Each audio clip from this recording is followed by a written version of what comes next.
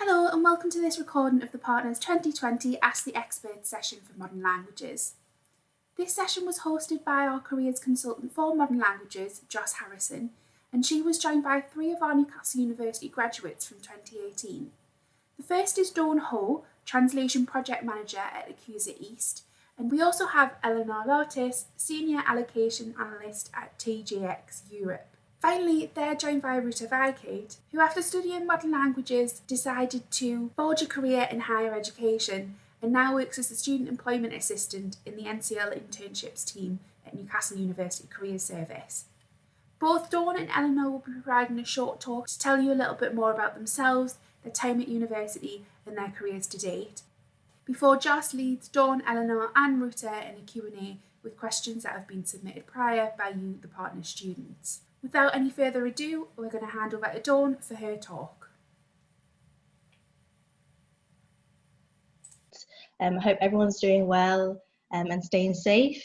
So I'll tell you a little bit about myself today, share some of my experiences and answer any questions or worries or concerns that you might have.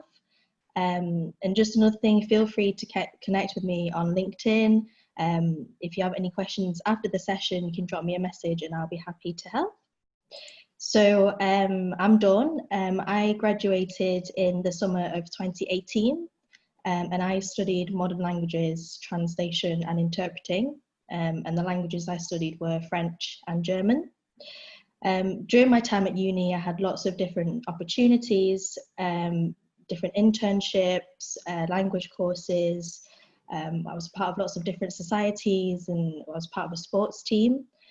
In 2016 to 17 was when I did my year abroad, and I would say that's one of the biggest pros to doing a modern languages degree is that you get to go abroad for a year. And I studied half a year in France and half a year in Germany. And then I came back for my final year. And in my final year, I participated in something called the Enterprise Challenge, which was hosted by the Career Service. And that's actually where I found out about my first job through that event. So after graduating, I started working at Procter & Gamble in finance at their finance centre. It sounds a bit strange for a language graduate to go into finance. People always say, oh, isn't that something completely different to languages? But actually what attracted me to applying for this role was that I would be using my languages, and I did. They actually specifically were looking for language graduates for that particular finance role. So I was a part of the accounts receivable front office team, and basically were responsible for collecting the cash for the company. I was able to use my French every single day actually to communicate with French speaking customers, and occasionally using my German for German customers. I also had a chance to travel to France with this role and really just built up my language skills in a professional setting, which was really useful. After around a year and a half, I realised that finance wasn't something that I wanted to do long term. I wanted to do something that was more related to languages and more related to what I studied. So that's when I decided to move on to my current role, which is a translation project manager. So now I work at AccuEast. We are a translation company based here in the Northeast. Our office is in Gateshead. And we are a startup company, and actually our founder is also a Newcastle Languages graduate. She studied the Masters in Translation and Interpreting. My current role as project manager involves basically communicating and coordinating and managing translation projects.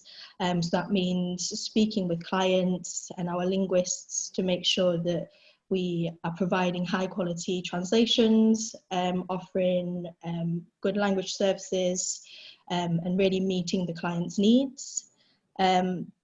we're quite a small team, so that means that I get actively involved with the translation process as well, which I really like, because that means I get to use my language skills as well as incorporating some of the translation knowledge that I gained from my degree.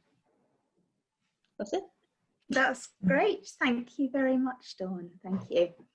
We'll move on to Eleanor now, if that's okay. And then remember, kind of think of any questions that you might like to ask at the end. Okay, thank you. Eleanor. Okay, cool. So hi guys, I'm Eleanor. I was in the same year as Dawn and Ruta as well. So we sort of have a similar timeline where we both did year abroad, well, we all did year abroad and graduated in the same year, so that's quite nice. And so I studied modern languages with business studies. So my degree was sort of split into thirds. So I did German and Spanish, which was a third each, and then business studies where I did a little bit of accounting. So yeah, I did a year abroad as well, and I decided to work for my year abroad. So I did 6 months working for a translation company in Seville in Spain. And then I also did 6 months working in sort of an admin role in Germany.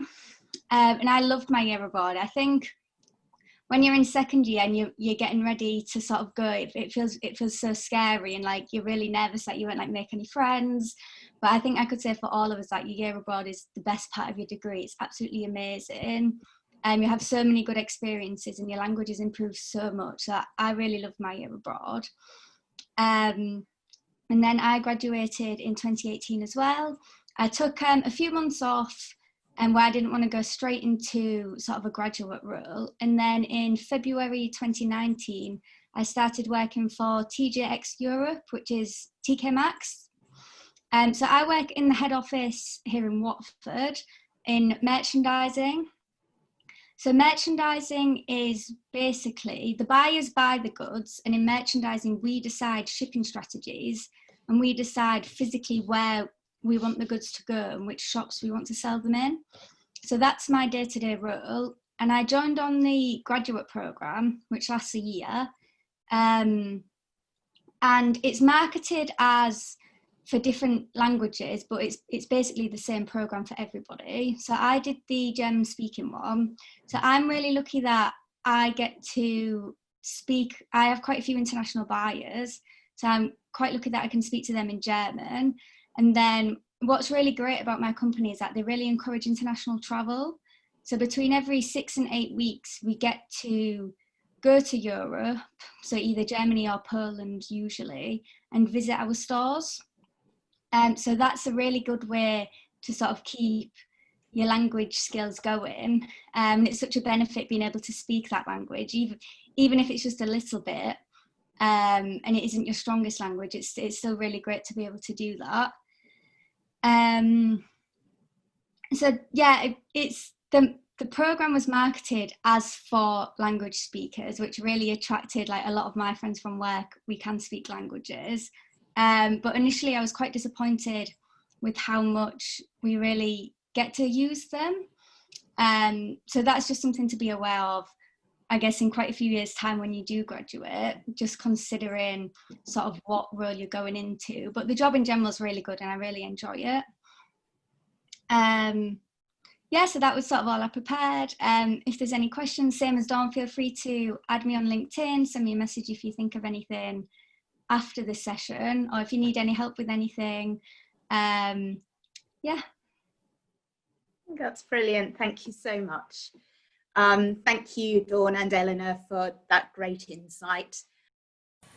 We now hand over the Q&A portion of this session, where Joss is going to be leading Ruta, Eleanor and Dawn through some questions that were previously submitted by you, the partner students. So we had a question from a lass called Inej, and I'll put it to all of you, maybe starting with you, Ruta, first. Did you decide to do your year abroad studying or working?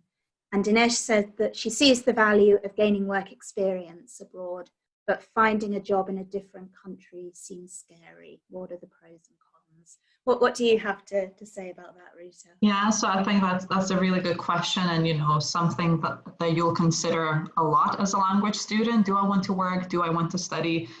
The good thing with that is that you can do both, really. Obviously, especially if you do 2 or 3 languages, you'll split your year into 2 or 3 bits, so you can do maybe studying in one country and then work in another country.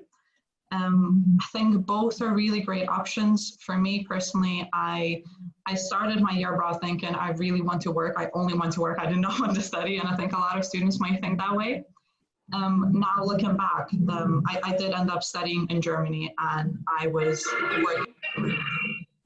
working.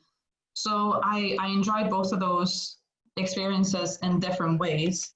Working in Peru, I was a teaching assistant in a school. It was a really nice, relaxed environment. Obviously, I could practice my Spanish tons because there were no English speakers in the school, and I was assisting the kids with their English lessons. But their English wasn't really that great, so we ended up just speaking Spanish lots of the times, which was amazing for me. I didn't mind whatsoever. So that was great. I really, really enjoyed that.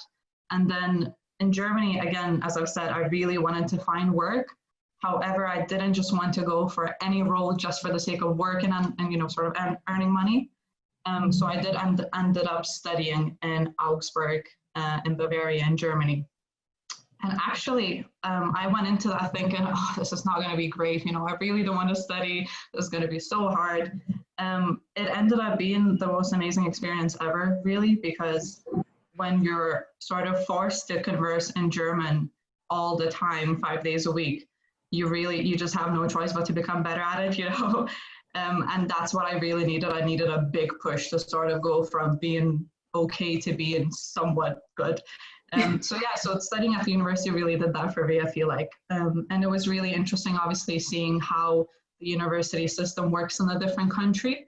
And the level of German that we had to use, I felt, was really high. And again, that really helped me just to, progress in my skills. Whereas I feel like maybe if I had taken a job working in some office or what have you, it might have been a different story. But I did end up actually getting a part-time job whilst I was studying in Germany as well. It was just, your typical part-time bar job. And that was that was really good for different reasons. So obviously you'd get a lot of rowdy locals coming in with really thick Bavarian accents. So again, that sort of helped me to, break into the slang a little bit and sort of learn a different side of German that I wouldn't have been able to learn was I not there in that pub. So I really enjoyed both of those experiences. As I said, I didn't think that studying is something that I wanted to do, but actually it was really good, and I'm really happy that I went down that route. Yeah, great. And it sounds as though it enhanced your employability as well. Yes, absolutely. Right. Is there anything kind of, Dawn or Eleanor, that you'd kind of add to that? I know you've spoken about your year abroads a little bit, but did you ever consider, Eleanor, studying? Or? I think for me, I was quite wary of studying because I didn't want to fall into the trap of spending all my time with international students. Because I think like Ruta said, if you're forced into the situation, you have to use your languages. But I think if I'd studied, I may have been inclined to join the Erasmus Society and spend all my time speaking English, especially with my Spanish, which I wasn't very confident with. So I was hesitant to do that, but I did find it quite difficult to find a job in Spain. And I ended up going back to one of the companies that offered me a job and asking if I could just work there part-time instead. So I spent the first half of my year abroad working 9 till 2 for the translation company. And I think that was a really nice mix, because I think if I'd ended up working full-time for the whole year, it probably would have been quite draining. I think, especially because if you have friends that do decide to study, it can seem like they're not doing as many hours, which is obviously just a different side, because when you're studying, you're not at university full-time and you do a lot of the work at home. So I think deciding to do that was a really nice balance, and it meant I could use my spare time to sort of meet people and make friends and get out a little bit more. And then in Germany, I did work full-time, and that was a lot more intense than my job in Spain. And I think only a couple of people in the office even spoke English. So that was like 100% immersed all day, every day. And it was quite funny, the contrast, because obviously working full-time, if you've never done it before, you can feel so tired at first. So it was quite a big shock for me, going from working like a few hours a day to working sort of full time, like really using my brain. So I was exhausted at first. So when I first got to Germany, I was just always like knackered. But yeah, I'm really glad that I decided to work. But there's definitely benefits to both, 100%. It can be a struggle to find a job. I was quite lucky that I found my job in Germany through a family friend, so that worked out really well. But I definitely understand the question. It can seem quite scary, but I think you've just got to send as many applications as you can, and ultimately, if it's something that you do really want to do, you will find something in the end. And I think there's great resources as well within the Modern Languages School of past placements people have done, and there's always help if you're struggling to find anything. So I wouldn't worry too much about struggling to find a job. There'll definitely be something out there for you. And it sounds as though the School of Modern Languages were very flexible, that you were able to do a part-time job in Spain. Exactly. That wasn't a problem. Yeah, because they originally offered me 9 till 6 on a contract, but I just didn't want to commit to working until 6 o'clock every day. But it worked really well in the end. Okay, good. So I just to add to that, I did placements, and it was one of the reasons why is because having spoken to previous years who had come back like from the year abroad, some of them said that it was quite difficult to make friends like when you're doing a work placement, and sometimes because like Eleanor said, the hours can be quite long, so you don't really have time to maybe socialize as much and make that many friends. So I think I decided to do a study placement because I knew that there'd be a whole group of us in the same boat doing a year abroad or doing Erasmus, wanting to learn the language together. So that's one of the things that sort of made me more inclined to do a study placement rather than a work placement. But there's definitely pros and cons to both. And if you can maybe split it, do half work, half study to get the full experience. And I guess you're all evidence that you can be successful whichever way you go. It's about when the time comes, thinking about what's going to be right for you. Exactly, and it's about making the most of your time in that country as well, because a year is a long time, but it goes by so quick. It goes so fast. So it's regardless of if you work or you study, it's sort of what you do with yourself on the weekends, and like Dawn said, going out and making friends and spending time with them, that can really enhance it. Yeah, 100%. Okay, thank you. Well, Eleanor, Dawn, you're both working, you're using your language skills, and I got the impression that was something that was very important to you and you really wanted to do. I guess, Ruta, you're not at the moment, but just kind of reflecting on your kind of the people on the course with you, your friends, do you think that's something that's important to modern languages graduates? What am I saying? Do you have to use your modern languages skills? Do you have to use your language skills? Well, I went into this degree telling myself that I don't necessarily know if I want to be a teacher or a translator or, have a job where I'm going to use my languages every single day. I wasn't sure that was for me, but what I've heard from a lot of people is that, a modern languages degree is going to open doors to so many opportunities for you, basically, and that employers look really favorably on the kind of skills that modern languages graduates have. So that's sort of the attitude that I had going into the degree. And throughout the degree, I only realized that, I definitely don't want to be a teacher or a translator. So I made peace with that, and I knew that I will probably not be looking to get a job where I will be using my languages every single day. So although I massively enjoyed the course and it was, so great, and all the opportunities that came along as part of the course, that was amazing. I wouldn't change it for the world. But I don't think that I'm the kind of person where I want to speak my foreign languages every single day. That being said, it's quite reassuring when, for me, when you go to Germany or you go to Spain or a Spanish-speaking country, a German-speaking country, and you find yourself being able to pick up where you left it off, sort of. So it's really daunting at first. You think, if I don't use it for a week, I'll forget anything. My conversation is zero, it's all gone. But no, in fact, I think it is somewhere in there. That's really good. Stored somewhere there. So yeah, just last summer we went to Seville actually, and I was really, really terrified before we went because my partner sort of very clearly said, "You are the spokesperson for us. You will do all the speaking." And I thought, oh my God, I remember all that from my stats, and that's about it. But no, I found myself like conversing with Spanish people quite easily actually, and that was really nice and really reassuring because prior to that, I had not used Spanish since graduation, you know. Right. And the same with German. Again, thank God I've got some German friends, so I can sort of keep up some skills there every now and then via Skype, via Zoom. Yeah, because German is, I think, much more difficult to retain if you don't use it, in my experience anyway, I don't know. Okay. But yeah, so I mean, of course, I'm sad that I'm not keeping up with my languages as much as I probably should, you know, because the degree was so hard and yeah, it was really difficult. But at the same time, I think, you know, if you know what you want in your heart, then just follow that and don't feel bad if you did a modern languages degree and now years on, you've got nothing in there, although you probably do without realizing. Yeah. That's how I feel anyway. That's what I tell myself. Yeah. And of course, you've got a lot of other skills in the learning of the language. Yeah, exactly. So the transferable skills that come along with a languages degree, I think that's really amazing because, you know, every employer nowadays is going to want you to have fantastic communication skills, fantastic teamwork skills. And that's something that we do a lot on the degree, perhaps more so than other degrees, I'd like to say. Yeah. Yeah. I'm biased. Yeah, I know, we're all biased, yeah. But yeah.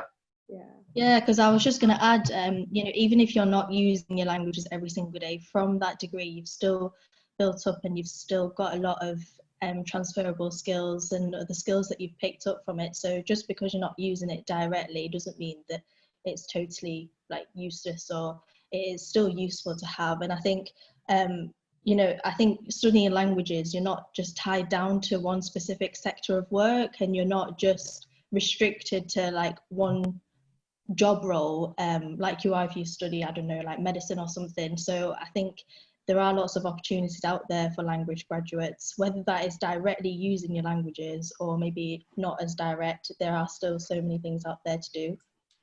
Yeah. Okay, right, thank you. Let's move on, because I think I have one final question, which I'd just like to put to all three of you.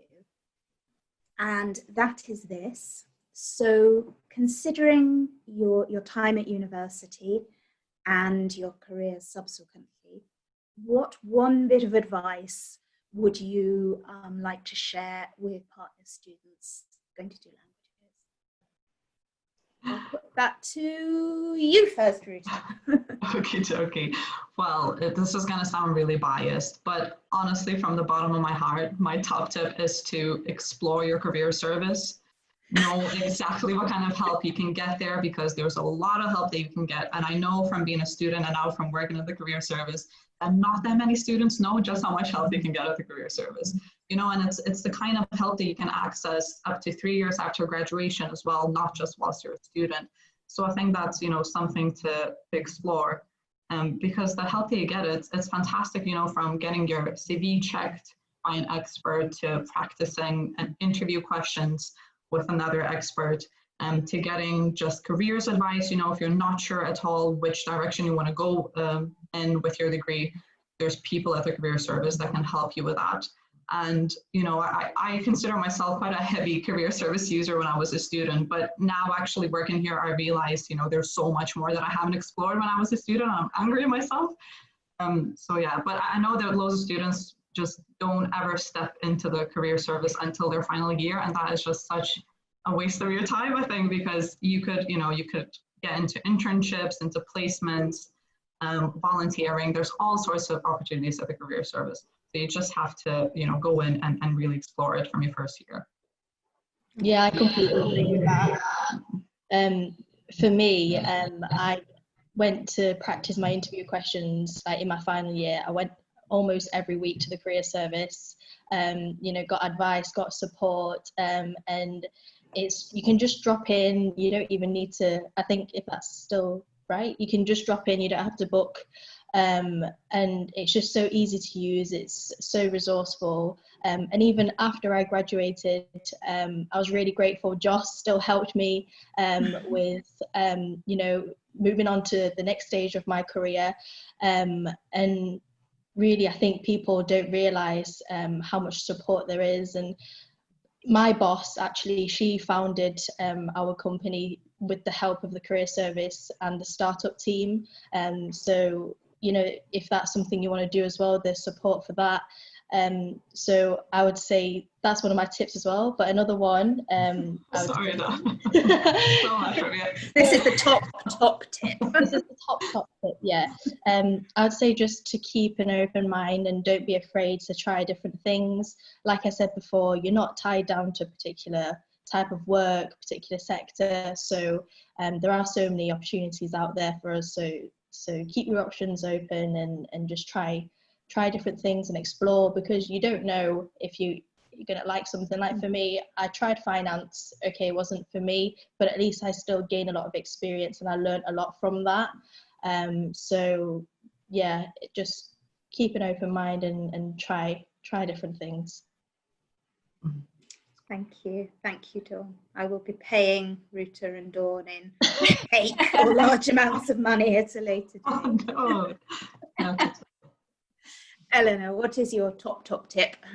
I think my top tip would be just to immerse yourself as much as you can in the university experience, because I think it's quite easy to fall into a trap of, oh, I must get good grades and then spend all of your time studying.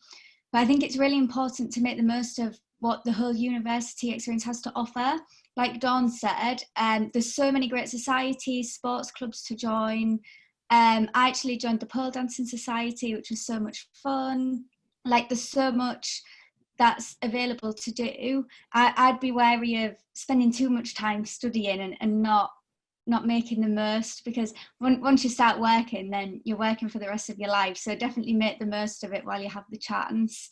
And there's a great scheme as well where you can do extra credit language classes. So I'd really recommend that if you have time.